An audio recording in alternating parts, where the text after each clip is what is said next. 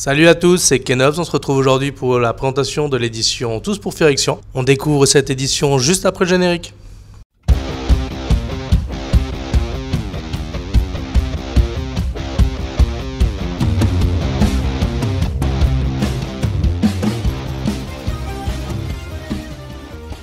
Merci de suivre la chaîne, n'oubliez pas de vous abonner et d'activer la petite cloche. Vous pouvez lâcher un pouce bleu si ça vous plaît et vous pouvez aussi nous soutenir sur Tipeee dont vous trouverez le lien en description.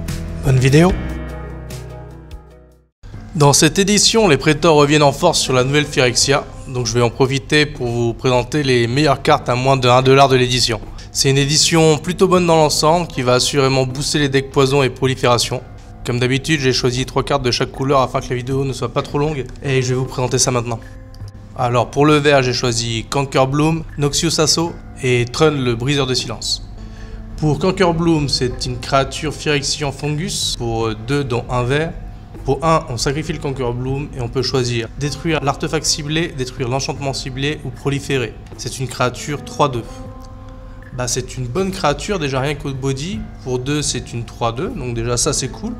Et après, elle nous donne pas mal de choix, elle est assez polyvalente. On a le choix entre détruire un artefact, un enchantement ou proliférer. Donc comme je le disais, pour les decks poison, c'est assez fort. Pour les decks marqueurs aussi, parce qu'on est dans la couleur, on est dans le vert. Donc voilà, c'est une créature pas chère qui fait pas mal de choses, donc je l'aime beaucoup. Pour le Noxious Assault, c'est un sorcery pour 5 dont 2 verts. Les créatures que vous contrôlez gagnent +2/+2 jusqu'à la fin du tour. Si une créature bloque ce tour-ci, son contrôleur prend un marqueur poison. C'est fort parce que ça ressemble beaucoup à un Overrun. Et si l'adversaire a le malheur de bloquer, il se tape quand même des marqueurs poison. Donc vraiment cool, toujours dans cette logique poison. Très très bonne carte. Là pour le coup, vous allez mettre votre adversaire dans un choix un peu cornélien, donc c'est très sympa à jouer. Voilà. Ensuite, Trun le briseur de silence est une créature légendaire troll chaman pour 5, dont 2 verts. Ce sort ne peut pas être contré, c'est une créature 5-5 trample. Il ne peut pas être la cible de sorts non verts que vos opponents jouent, et les habilités non vertes ne peuvent pas le cibler non plus. Tant que c'est votre tour, Trun est indestructible. Déjà pour 5, c'est une 5-5 trample qui ne peut pas être contrée. Déjà on est gagnant. Et pour le reste, elle est très difficile à cibler une fois qu'elle est sur la table. Il devient indestructible à votre tour. C'est un petit général sympa. Il va pas non plus faire des folies.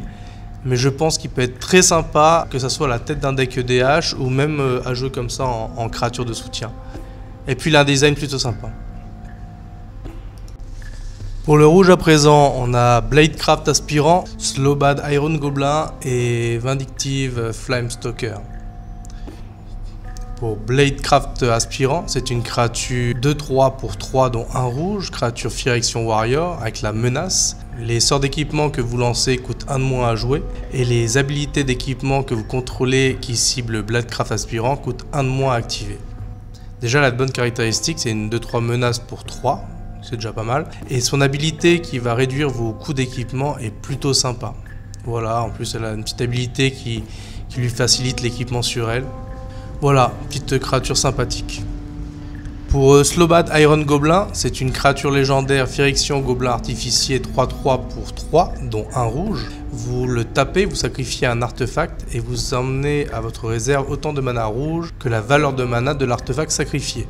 Vous ne pouvez dépenser ce mana que pour jouer des artefacts ou pour activer des habilités d'artefacts. C'est plutôt sympa parce que c'est un accélérateur de mana rouge. Pour 3, 3-3, Gobelin, c'est cool. Je pense qu'il y a des petites synergies à faire avec un deck artefact. La couleur s'y prête bien. Il y a pas mal de choses dans les Gobelins et dans le rouge qui synergisent énormément avec les artefacts. Voilà, je ne me suis pas encore penché sur la question, mais je pense qu'il y a des choses assez rigolotes à faire avec lui. Pour le Vindictive Flamestalker, c'est une créature 1-2 pour 1, créature Phyrexian Wizard. Quand vous jouez un sort non créature, vous pouvez mettre un compteur huile sur le Vindictive Flamestalker. Payez 7 dans un rouge et sacrifiez le Vindictive Flamestalker. Discardez votre main et piochez 4 cartes. Cette habilité coûte 1 de moins à activer pour chaque marqueur huile sur le Vindictive Flamestalker. Alors, lui il est bien, pourquoi? C'est une créature pas chère, c'est une petite Winnie pour 1, c'est une 1-2. Elle va vite grossir si par exemple vous la jouez dans des decks style rouge-bleu, vous jouez énormément d'instants et de sorcerie. Et justement, c'est des decks où on vide vite sa main et son habilité, au bout d'un moment, elle va nous coûter plus qu'un. Et se refaire une main à 4 cartes pour 1, c'est assez cool. Pour le bleu maintenant, on va avoir 3 cartes, Lame des âmes partagées, dispositif d'imprégnation d'esprit et Colipervier. Pour la Lame des âmes partagées, c'est un artefact équipement pour 3, dont un bleu. Il a pour Mirondin, quand cet équipement arrive sur le champ de bataille, créer une créature 2/2 rebelle, token et attacher cet équipement sur lui. Quand la Lame des âmes partagées devient attachée à une créature, aussi longtemps que la Lame des âmes partagées reste attachée sur elle, vous pouvez choisir que cette créature devienne la copie d'une créature que vous contrôlez. C'est un équipement qui s'équipe pour 2. C'est cool parce qu'avec cette épée, on peut un peu switcher l'habilité de polymorphisme, donc avoir des copies d'une créature à l'autre. C'est assez sympa, je trouve ça plutôt rigolo et ça va nous donner pas mal de possibilités à choisir la cible la plus offrante et s'amuser avec ça. Pour le dispositif d'imprégnation d'esprit, c'est un artefact pour 4 dont un bleu. Au début de votre upkeep, vous mettez un marqueur huile sur le dispositif d'imprégnation d'esprit et vos instants et vos sorceries coûtent 1 de moins à jouer pour chaque marqueur huile sur le dispositif d'imprégnation d'esprit. C'est cool! Certains pourront penser que ça va mettre du temps à se développer, mais ça va nous coûter 1 de moins pour chaque marqueur et pour chaque sort. Donc il va être très vite rentabilisé.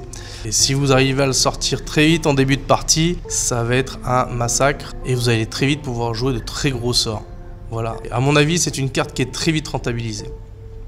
Ensuite, on va avoir le Colipervier. Le Colipervier, c'est une créature 1/1 Phyrexian Oiseau Horreur pour 2 dont un bleu.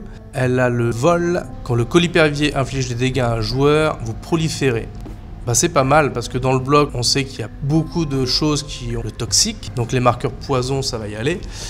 Et le bleu, ça fait aussi partie de la couleur Simic. Et Simic, ça parle de marqueurs. Et les marqueurs, ils adorent le proliferate. Donc voilà, en plus, c'est une 1/1 vol. Donc elle aura des facilités pour passer et toucher l'adversaire. Donc voilà, elle fera le taf. On passe au noir à présent. Pour le noir, j'ai choisi la Porteuse de Testament, Crumonix le Roi des Rats et Kinzu de Morne Couvent. Alors, pour la Porteuse de Testament, c'est une créature 4/1 pour 4, créature Phyrexian Warrior. Quand la Porteuse de Testament meurt, regardez les 3 cartes du dessus de votre librairie, choisissez l'une d'entre elles et mettez-la dans votre main, mettez le reste dans votre cimetière. C'est assez cool. Au moment où elle va mourir, on va avoir le choix entre 3 cartes. C'est assez suffisant pour trouver quelque chose qui nous plaît. Et sinon, sur la table, ça pourrait être un bon défenseur. 4/1, ça permet de bloquer pas mal de choses ou de faire peur à l'adversaire. Voilà, petite carte sympa. Ensuite, on va voir Carumonix, le Roi des Rats. C'est une créature 3/3 pour 3 dont 2 noirs, créature légendaire rat Phyrexian. Il a le toxique 1. Les autres rats que vous contrôlez ont le toxique 1. Et quand Carumonix entre sur le champ de bataille, regardez les 5 cartes du dessus de votre librairie. Vous pouvez révéler autant de cartes rats que vous y trouverez et les mettre dans votre main. Mettez ensuite le reste des cartes sous votre bibliothèque dans l'ordre de votre choix. Ça devient très dangereux dans un deck tribal rat. Moi j'ai un deck tribal rat qui va accueillir avec plaisir Carumonix. C'est un très bon général pour un deck rat. Et pareil pour ce type de tribal, avoir la possibilité de piocher 5 cartes et d'en récupérer des rats, étant donné que pratiquement tout le deck tribal rat est constitué de cartes de créatures rats, ça va être super facile. Voilà, c'est une carte bien plaisante pour ce type de tribal. Ensuite, Kinzu de Morne Couvent, c'est une créature 5/4 pour 5 dont un noir, créature légendaire Phyrexian Vampire. Elle a le vol et quand une autre créature non token que vous contrôlez meurt, vous pouvez lui payer 2 points de vie, l'exiler, et si vous faites ainsi, vous pouvez créer un jeton qui est une copie de cette créature, excepté que c'est une 1/1 et qui a le toxique 1. C'est cool, on va pouvoir recycler nos créatures qui crèvent. Elle a des stats qui vont lui permettre aussi de frapper, 5/4 flying. Et voilà le côté de recyclage des créatures qui meurent pour 2 points de vie. Donc il n'y a même pas besoin de payer de mana. Et c'est assez sympa. Voilà, pour toutes les cartes de soutien qui ont des habilités dont on a besoin sur le board. Même si elle revient sous la forme d'une 1/1, c'est toujours cool d'avoir ça sous le coude. Pour le blanc, on a Kemba Catenas, la Vigie Plongeante et la Source de Norne. Pour Kemba Catenas, c'est une créature 2/2 pour 2, légendaire créature chat éclair. Quand Kemba Catenas ou un autre chat entre sur le champ de bataille sous votre contrôle, attachez jusqu'à un équipement ciblé que vous contrôlez à cette créature. Les créatures équipées que vous contrôlez gagnent +1/+1. Et pour 5 dont 2 blancs, on peut créer un token 2/2 blanc chat. C'est une petite créature légère, elle va booster les chats, donc là pour le tribal chat c'est sympa. Elle vient bien dans les dynamiques du blanc sur les decks chat équipement. Ensuite, on va avoir la Vigie plongeante. Pour 1, c'est une créature Phyrexian construction, une 1/2 vol vigilance. Pour 1, c'est une créature qui a quand même pas mal de choses pour elle. C'est une 1/2 vol vigilance. Elle arrive, elle a de l'évasion, elle peut aussi nous protéger au début. Voilà, moi je trouve qu'elle est simple et efficace cette créature. Ensuite, on a la source de Norn, c'est un artefact pour 2 dont 1 blanc. Quand une créature que vous contrôlez meurt, vous pouvez faire regard 1 et mettre un marqueur huile sur la source de Norn. Pour 1, vous le tapez, vous retirez 2 marqueurs huile de la source de Norn pour piocher une carte. Ça peut être assez efficace dans un deck sacrifice, parce qu'après piocher une carte pour 1, c'est toujours plaisant. Et voilà, on a le petit scry quand une créature meurt. On va jouer pas mal de créatures tokens, je pense. On va vite piocher, on va faire un petit peu de la gestion du dessus du deck avec le scry. Elle va vite être mise sur le champ de bataille parce qu'elle coûte pas cher. Voilà, petite carte sympathique. On voit maintenant les cartes multicolores avec l'Observateur Souillé, Jorkaden le premier adoré et Ovika Enigma Goliath. Pour l'Observateur Souillé, c'est une créature 2/3 pour 3 dont un vert et un bleu. C'est une créature Phyrexian oiseau avec le vol, toxique 1. Et quand une autre créature entre sur le champ de bataille sous votre contrôle, vous pouvez payer 2 si vous faites ainsi proliférer. On est toujours dans les couleurs du Simic, donc les jeux avec des marqueurs vont se faire un plaisir de grossir les créatures. Voilà, je pense à des jeux comme Vorel par exemple, qui pourront l'accueillir avec plaisir. Ensuite pour Jorkaden, premier adoré, c'est une créature 2/2 pour 2 dont un rouge et un blanc. C'est une créature légendaire humain rebelle qui a le piétinement. Quand Jorkaden attaque, il gagne +X jusqu'à la fin du tour, X étant le nombre de créatures équipées que vous contrôlez. Puis si Jorkaden a une force de 4 ou plus, vous piochez une carte. Il est pas mal, je pense qu'il va vite vous faire piocher des cartes parce que simplement il suffit de l'équiper lui-même avec un équipement qui booste un peu la force. Même de +1, il va tout de suite avoir une force de 4 et vous allez tout de suite piocher. Donc je pense qu'il va vite faire le taf une fois qu'il sera sur le terrain. Les couleurs se prêtent aussi à des decks équipements, donc il aura tout à fait sa place au sein de votre deck Boros équipement. Pour Ovika Enigma Goliath, c'est une créature 6/6 pour 7, c'est un peu cher. C'est une créature légendaire Phyrexian Cauchemar. Elle a le vol, elle a la parade roi et payer 3 points de vie. Quand vous jouez un sort non créature, vous pouvez créer X un gobelin Phyrexian rouge token, où X est la valeur de mana de ce sort. Ce token va gagner le haste jusqu'à la fin du tour. C'est puissant, ça coûte un peu cher, mais vu le nombre de tokens qui va nous sortir par la suite, ça va très vite être rentabilisé. Il va être dur à casser s'il arrive sur le board parce que sa parade le protège pas mal. Il peut faire du dégât aussi, 6/6 vol, c'est pas négligeable. Bon, par contre, il va pas sortir en début de game, 7, c'est pas négligeable. Mais bon, une fois qu'il sera là, il fera le taf. Alors, pour les artefacts, les 3 cartes que j'ai sélectionnées sont Graz, le Juggernaut invincible, Gardien de prison sans âme et Silex de filigrane. Pour Graz, le Juggernaut invincible, c'est une créature artefact légendaire Juggernaut, 7/5 pour 8. Les Juggernauts que vous contrôlez attaquent à chaque combat si possible. Les Juggernauts que vous contrôlez ne peuvent pas être bloqués par des murs. Et les autres créatures que vous contrôlez ont une force et une endurance de base de 5/3 et sont des Juggernauts en plus de leur type de créature. C'est pas mal, ça va pouvoir transformer toutes nos petites créatures en 5/3. Dans un deck token, ça peut très vite faire beaucoup de dégâts. Vous pouvez le jouer comme un boost pour clôturer une partie, une fois que vos petites créatures sont en place. Ça semble assez efficace. Ensuite, le Gardien de prison sans âme. C'est une créature artefact Phyrexian et Golem 0/4 pour 2. Les cartes de permanent dans les cimetières ne peuvent pas arriver sur le champ de bataille et les joueurs ne peuvent pas lancer de sorts non créatures depuis les cimetières ou l'exil. C'est pas mal du tout, c'est une carte très puissante pour bloquer les decks réanimateurs ou les synergies aristocrates. C'est une carte qui ne plaira assurément pas aux joueurs noirs.